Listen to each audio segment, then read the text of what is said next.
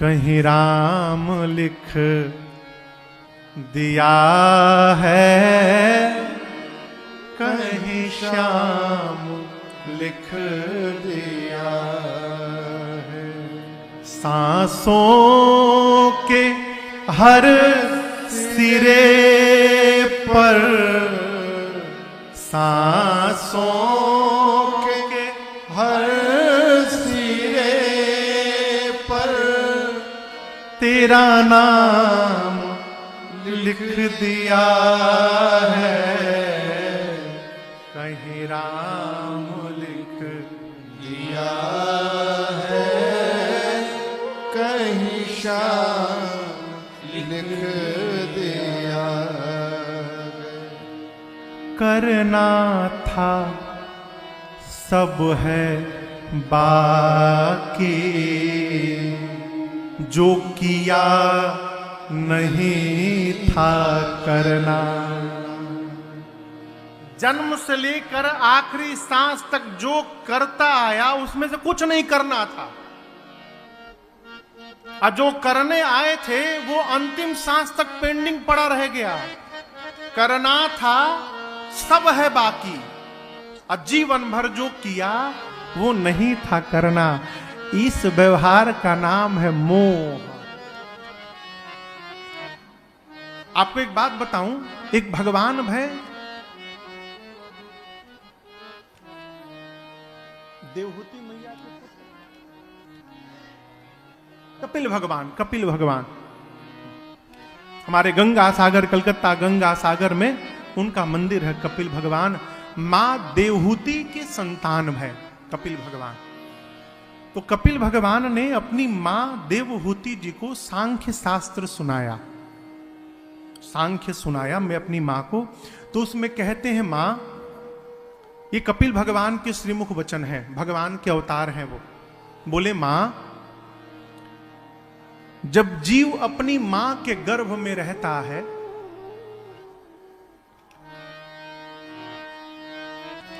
मां के गर्भ में रहता है तो उसको क्षण क्षण में हजारों बिच्छू के डंक के बराबर पीड़ा होती है। जब पीड़ा होती है तो छटपटाने लगता है। बाहर मां प्रसन्न होती है कि बेटा चल रहा है, बच्चा चल रहा है, वो चल नहीं रहता, उसको पीड़ा होती है, वो छटपटाता है। उसी छटपटाहट में कभी मूर्छित हो जाता है वो, तो 1 घंटे 2 घंटे हिलना बंद हो जाता है। मां परेशान होती, देखो चल नहीं रहा है वो। जब उस बच्चे का जन्म लेने का समय आता है तो कपिल भगवान कहते हैं मां, बच्चे के सामने गर्भ में, मां के गर्भ में बच्चे को भगवान दर्शन देते हैं। उस जीवात्मा को परमात्मा गर्भ में दर्शन देते हैं, और दर्शन देकर उस जीव को उसके 1000 जन्म दिखाते हैं। कितने जन्म? पीछे तूने कौन कौन सा शरीर धारण किया, उस शरीर में तूने कैसा कर्म किया, उसका फल क्या तुझे मिला, दिखाते हैं। जब वो सब देख लेता है तो भगवान से कहता है प्रभु आखिरी बार नाथ, आखिरी बार यहां से बाहर निकाल दीजिए प्रभु। अब की बार जाऊंगा ना तो इतना आपका भजन करूंगा नाथ कि इस आवागमन से मुक्ति प्राप्त कर लूंगा, ये झंझटी समाप्त हो जाएगा। हम चाहे आप, ये सब भगवान को वचन दे करके आए हैं यहां पर, लेकिन याद है क्या हो? ये बतिया याद है क्या? इसीलिए साधक कहता है कि करना था सब है बाकी, जो किया नहीं था। ये कथा कहती है माई बाप अलग से समय मिलने वाला नहीं है। हमारी मानसिकता है कि 60 साल के बाद रिटायर्ड हो जाएंगे तब ये भजन कीर्तन करना चाहिए। कैसे करोगे? आंख से दिखाई देना कम हो जाएगा, कान से सुनाई देना बंद हो जाएगा, घुटने में दर्द हो जाएगा, कहीं जा नहीं पाओगे। कैसे करोगे? जिसको मानस की एक चौपाई न याद हो, जो कुछ नहीं जानता वो भी कहता होई है वो है जो राम रचि राखा। ये तो रही बात चौपाई की। आप में से कौन है जिसको कम से कम एक दोहा याद है मानस जी का? एक दोहा। आपको दोहा नहीं याद है मानस जी का? आपको भी याद है? आप नहीं, जितने हैं सबको याद है। श्री गुरु चरण सरोज रज निज मन मुकुर सुधार, बरनौ रघुवर बिमल जस जो दायक फल चार। ये श्री हनुमान चालीसा जी का दोहा नहीं है, ये अयोध्या कांड का प्रथम दोहा है। अब कहिए याद था कि नहीं याद था? यही प्रमाणिकता है मानस जी की। अच्छा, आप में से कौन है जो उसको मानस का एक छंद याद है? याद बहुत तो है, लेकिन पता नहीं कि मानस जी का छंद है। गावे मनुजाहि राचेउ मिले सोबरु सहज सुंदर साबरो, करुणा निधान सुजान शील स्नेह जानत स्नेह जानत राम रोहा, स्नेह जानत राम रोहा। याद था ना? आपको नहीं याद था, ठीक है।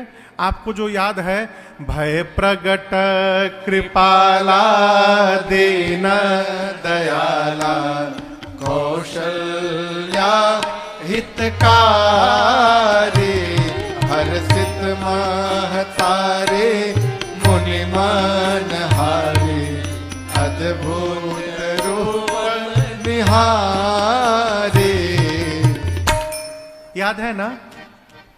अरे आप क्या माई बाप, धरती के किसी भी कोने में चले जाइए, जो हिंदू है ऐसा हो ही नहीं सकता कि उसको मानस जी की चौपाई याद ना हो, दोहा याद ना हो और छंद याद ना हो। इसीलिए कि जो नहीं भी जानता वो भी गा सके, गोस्वामी जी ने इनकी रचना अवधि में की। जब पूरे मानस की रचना हो गई तो काशी में जो उस समय विद्वान लोग थे, काशी तो विद्वानों की धरती है, काशी के विद्वत परिषद के लोग बोले कि ये ग्रंथ नहीं हो सकता, क्योंकि गांव के भाषा में लिखी है और ग्रंथ संस्कृत में रहता है, ये ग्रंथ हो ही नहीं सकता। गोस्वामी तुलसीदास जी बोले कि देखिए, मैंने लिखा नहीं है, मुझसे लिखवाया गया है, और किसी ने नहीं, स्वयं भगवान विश्वनाथ ने कहा है गांव की भाषा में लिखने के लिए। तो ब्राह्मणों ने कहा हम कैसे माने? गोस्वामी जी बोले निर्णय बाबा विश्वनाथ जी करेंगे। और उसी विश्वनाथ जी के मंदिर में श्री रामचरितमानस जी को सबसे नीचे रखा गया, उनके ऊपर 18 पुराण रखे गए, चारों वेद रखे गए, रख करके विश्वनाथ जी के चारों द्वार बंद कर दिए गए मंदिर के। रात भर गोस्वामी जी मंदिर के बाहर बैठकर रोते रहे, एक ही बात कहते थे, बाबा राखो लाज हमारी, बाबा राखो लाज हमारी। आपसे निवेदन करूं, जब मंगल आरती करने के लिए भगवान विश्वनाथ जी का पट खोला गया तो क्या ब्राह्मणों ने देखा कि जो श्री रामचरितमानस जी सबसे नीचे रखे गए थे वो सबसे ऊपर आ गए हैं, सबसे ऊपर। और इतना ही नहीं, उस प्रति पर भगवान शिव का हस्ताक्षर था और इस शब्द का जन्म ही वहीं पर हुआ। उस प्रति के प्रथम पृष्ठ पर भगवान शिव ने लिखा, सत्यम शिवम सुंदरम, इस शब्द का जन्म ही वहां पर हुआ। क्यों? गोस्वामी भगवान शिव ने कहा जो इसमें लिखा है वही सत्य है। शिव का अर्थ है कल्याण, शिवम, यही मानव जाति का कल्याण करने वाला है। और सुंदरम, यही भगवान की सबसे सुंदर गाथा है। ये भगवान विश्वनाथ ने प्रमाणित किया, इसलिए हम लोग और आप ज्योतिर्लिंग पर भगवान विश्वनाथ को सुनाने यहां पर आए। ये विश्वनाथ जी की रचना है। आप दर्शन करिए, भगवान शंकर ने ही ग्रंथ की रचना कराई है। रचि महेश निज मानस राखा। इस ग्रंथ की रचना किसने की? किसने की? बाबा ने की। रचि महेश निज मानस राखा, पाए सुसमय शिवासन भाखा। भगवान शिव ने रामचरित्र की रचना करके अपने मन में रखा और समय आने पर मां पार्वती जी को सुनाया।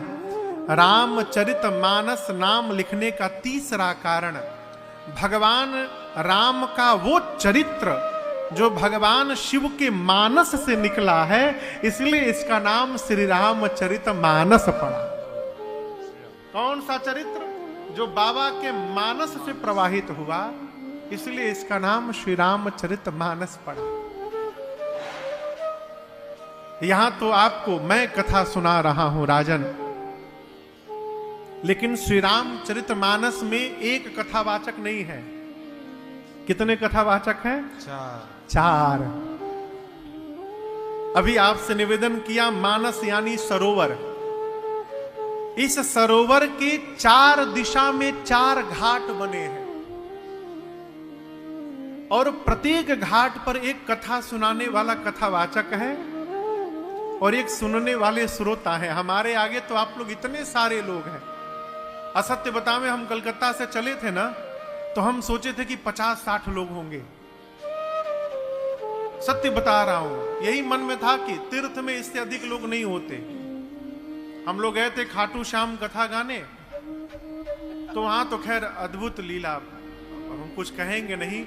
भीड़ हजारों की थी, हजारों नहीं लाखों की। जिस समय उनका जन्मोत्सव रहता है ना श्याम जी का, उसी समय कथा थी। दिल्ली के हमारे बॉम्बे के एक भैया वहां पर आयोजन किए। जिस भवन में हम लोग रुके थे, उस भवन में 10,000 लोग थे। कितने लोग? कथा में कितने लोग रहते थे? 15। 100 आदमी। हाँ, आप थे उस कथा में? कहां 100 आदमी थे? लास्ट दिन पहुंचे होंगे।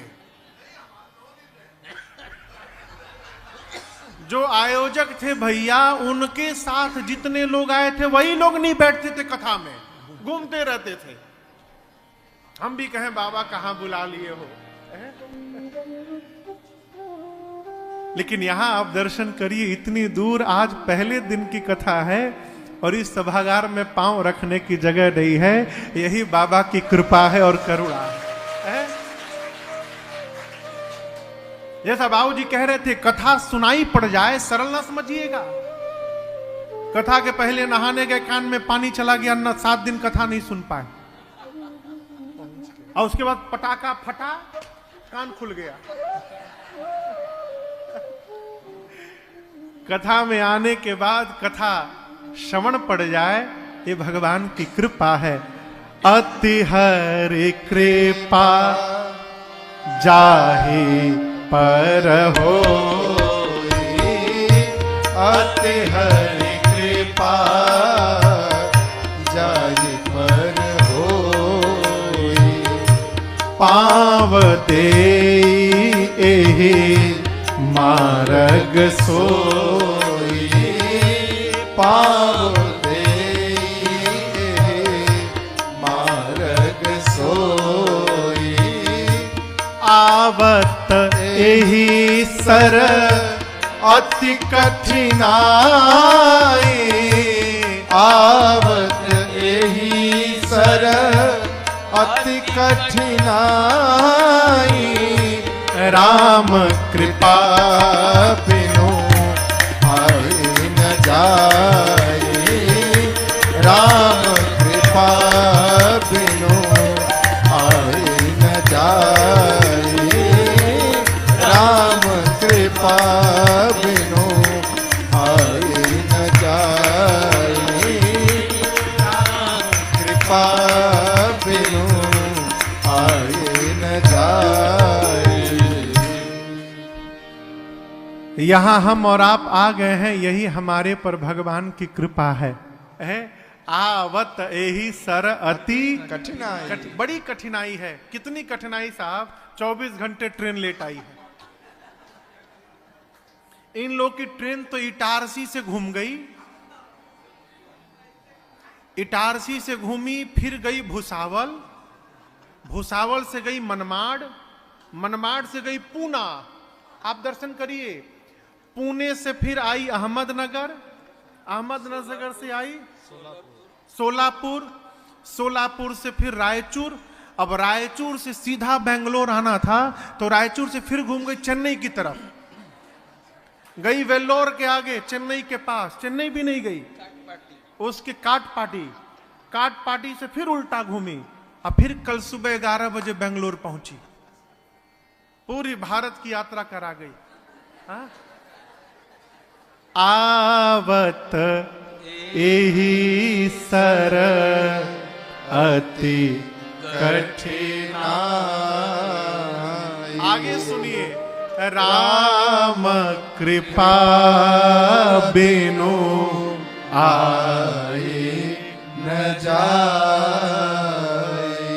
बिना भगवत कृपा के उपस्थिति होने वाली नहीं है। इस चौपाई को हम लोग थोड़ा बदल दिए हैं। आवत एही सर अति कठिनाई,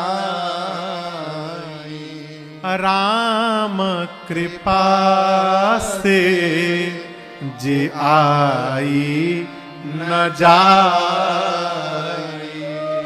एक बार पहुंच जाइए। कई लोग आके भी कथा नहीं सुन पाए। हमारे कई परिचित पंजाब से कल आए, भगे भगे आए, बोले महाराज एक दिन की कथा सुनने को मिल जाए। कल तो कथा ही नहीं भाई। हम बोले भैया कल रुक जाओ। बोले महाराज टिकट हो गया है जाने का। आए भी, दर्शन हुआ, लेकिन कथा सुनने को नहीं मिली, वापस चले गए। हमारा आपका सौभाग्य, आए भी, रुक भी गए हैं। कई लोग आज जाने वाले थे, रुक गए, नहीं गए। कम से कम एक दिन की कथा सुन के जाएंगे। ये कृपा है। श्री रामचरितमानस जी के सरोवर में 4 दिशा में 4 घाट। सबसे पहले घाट का नाम है शरणागति घाट। क्या नाम है? क्यों कह रहा हूं आपसे, आप इसको समझिएगा।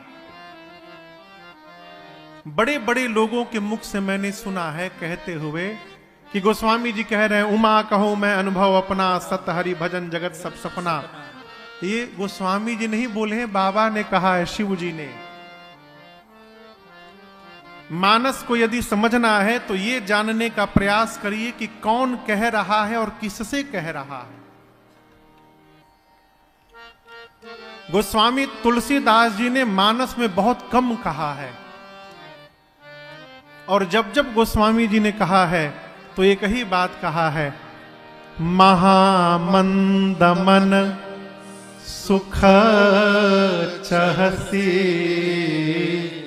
ऐसे ही प्रभु ही बेसा।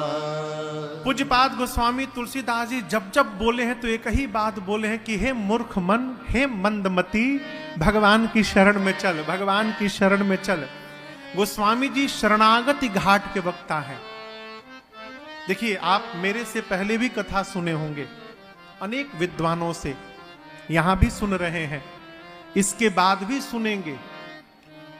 लेकिन एक विषय पर अध्ययन करिएगा, सभी वक्ता इसी ग्रंथ के आश्रय में कथा गाते हैं, ठीक ना? लेकिन जितने कथावाचकों के सामने बैठकर आप सुनेंगे कथा, आपको भगवान की कथा उतने प्रकार की सुनाई पड़ती है। क्यों?